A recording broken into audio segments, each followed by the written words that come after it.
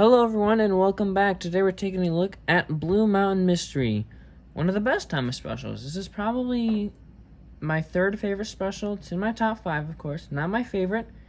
We'll get to that in a couple of weeks, but this is still a really great movie. So let's get into it. And before we actually get looking into the DVD, I would like to apologize if the audio sounds a bit off. My microphone that I use to record my videos isn't working right now. I don't know what's going on with it, but I'm gonna have to look at it more after the video. So if the audio sounds a bit weird, that's because I'm using the microphone that's in the iPhone right now, so not the best, but oh well.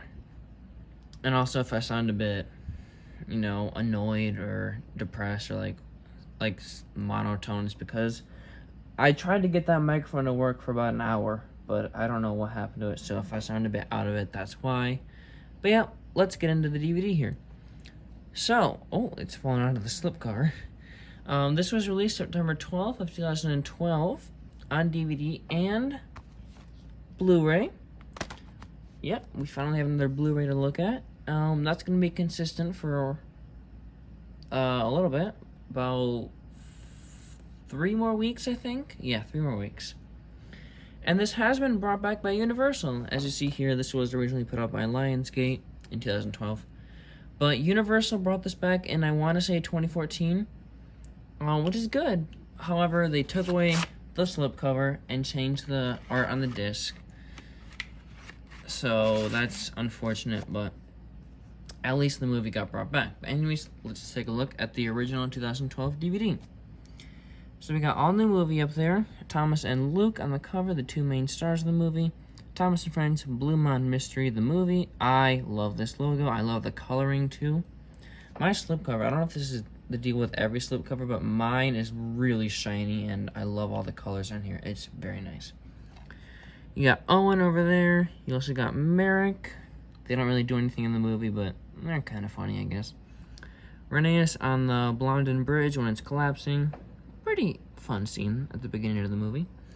Sir Handel, I like that he's included on here because we need more focus on these obscure characters.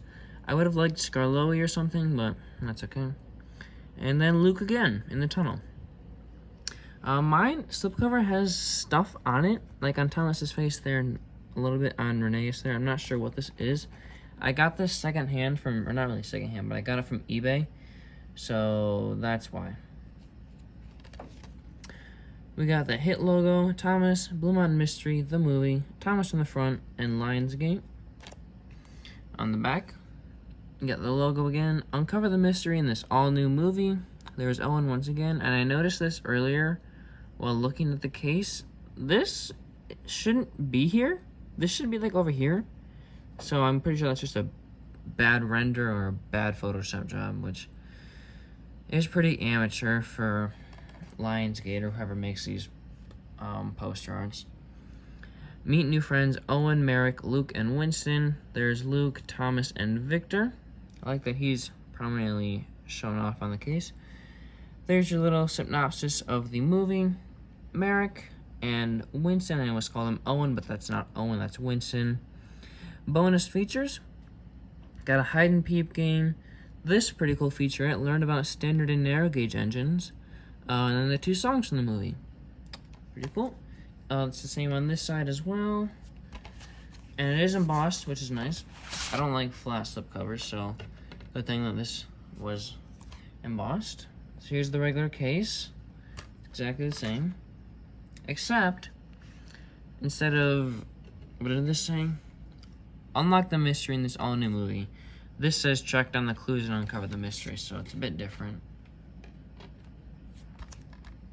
It also, does this say meet new friends? Yeah, it said meet new friends. This just says meet.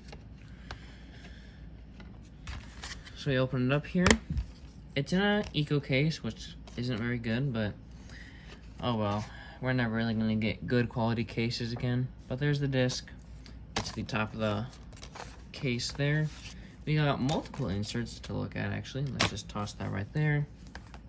Let's take a look at that later. We'll take a look at this first. This is our little product guide. Kind of simplistic poster right here, but I like that Scarloey and Reneus are on there. Yep. Open her up. This is an advertisement for the Risky Rails Bridge Drop set for the Trackmaster line. There's an ad for this that's on the DVD, and it's actually... Oh, it says noon. Set it properly. There we go. There's an ad for this on the DVD, and it seems pretty cool. Yeah, that's a really weird promo right there. I probably would have loved to have this back in 2012, but nowadays it seems a bit redundant. Not really redundant, but a bit not really useful. On just big layouts, this seems like it would be kind of stuck together like all of the newer Trackmaster sets. I have this, the Great Quarry Climb set. I have the Owen. I was gonna put him back there, but I felt like that was gonna be a bit jarring to have take along or take and play next to Wooden Railway. But yeah, it's a pretty cool set there. I like it. Here's the Wooden Railway stuff. It's a bit lackluster because this is when Tomy acquired the line, so they didn't put out much products, but they did update all the narrow gauge engines. We got Victor Comes to Sodor. I suppose this is... I don't really think that's what that model is called because it's got all the seaweed and stuff on them. I think it's like Sea-Soaked Victor or something like that. I don't know exactly. Peter Samster Handel and Skarloey. That's Rheneas. Don't know what happened there. And Booming Boulder Mountain. That's not in the movie. I don't know why that's on here. Oh, Tommy. They just probably had a bunch of Boulder Mountains sitting around and like, oh, let's just make it blue. Mega Bloks, apps, and the Little Big Club. Fun there. And we have one more little insert to look at. So this is pretty cool. It's sort of like a choose-your-own-adventure Thomas game. This was packaged in a couple DVDs before this. I don't know when this started. I know that Engine Friends and Schoolhouse Delivery have this inside. I don't know if any of the other releases from 2012 have these, like Up, and Away, or Curious Cargo, or something like that. But this came in my original DVD, which I have right here. I don't have the disc anymore, unfortunately. I still have the case, though, but this did come with this, and presumably came with this, but I lost that, too. But yeah, I held on to this, so it's pretty cool. It's basically just a choose-your-own-adventure. If you want to read this, it's pretty cool.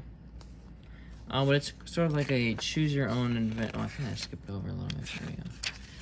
I kind of like this. It's pretty cool. It's just a choose-your-own-adventure Thomas game at the Blue Mountain Quarry. You go through all the characters here. Yeah. Not bad. Got a couple books here. And Day Out with Thomas.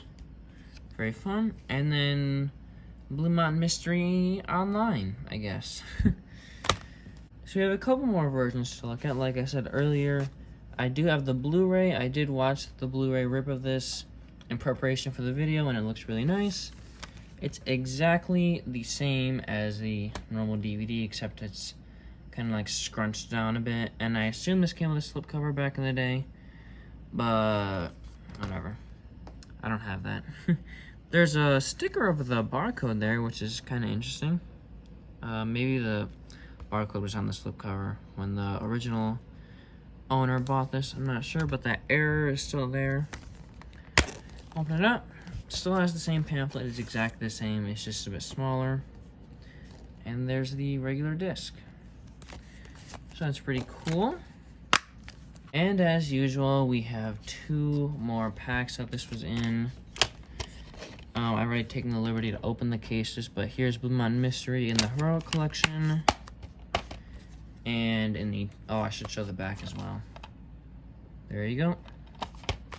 And the 10 Movie Birthday Collection.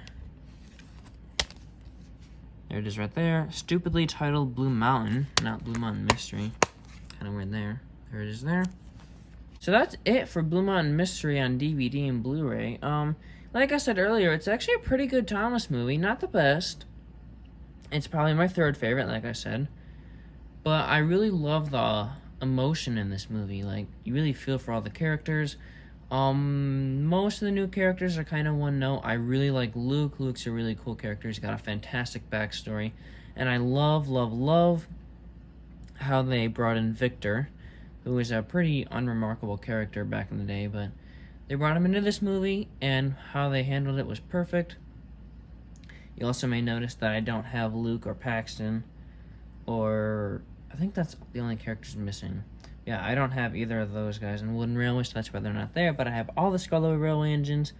I also have Winston, Annie and Clarabelle come back in this movie. Their first speaking role in CGI is in this movie, which is pretty cool. I always wondered why they didn't talk back in, like, 2010 when I was first watching the CGI series.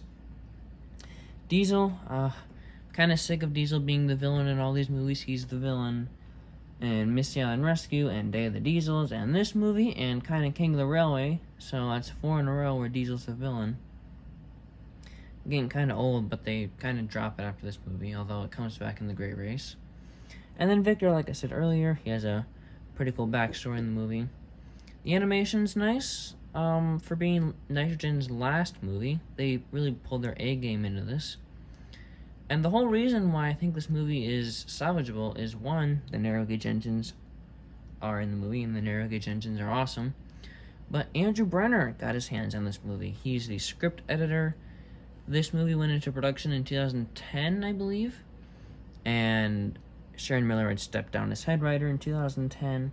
And Andrew Brenner and his new team came in and started working on season 17, I believe, in King of the Railway. Maybe it wasn't exactly around 2010, but around that time is when they started working on their new series. One thing that I'm not a fan of is the scene where all the narrow gauge engines run away from Thomas. I'm actually going to focus the camera a bit more there, if it will go. I don't know if it will, but that's the best we're going to get. But yeah, I don't like the scene where the engines run away from Thomas because only you talk to Victor. Speaking of Scarlowy, I love all the voices that they have. I love Scarlowy's voice. He's fantastic. The only voice I'm not a big fan of is Sir Handel. It's a bit high-pitched, but whatever. He doesn't really appear that much anymore. Luke and Victor's voice actors are really, really good. Like, I never gave enough credit to Victor's back in the day. But in this movie, where he's basically a main character, he really did a good job. I love Paxton in this movie as well. Paxton is a fantastic character. He wasn't really properly established in the last movie, but here he really gets his time to shine, and Paxton's one of my favorite characters in CGI, so it was a nice move. I don't think I really give enough credit to the openings of the movies, but I really love the styles for all 4 of these Sharon Miller film openings. They're all 2D animated, I suppose. It's not like hand-drawn 2D as far as I'm concerned, but it's not up to the level like the CGI you see in the movie.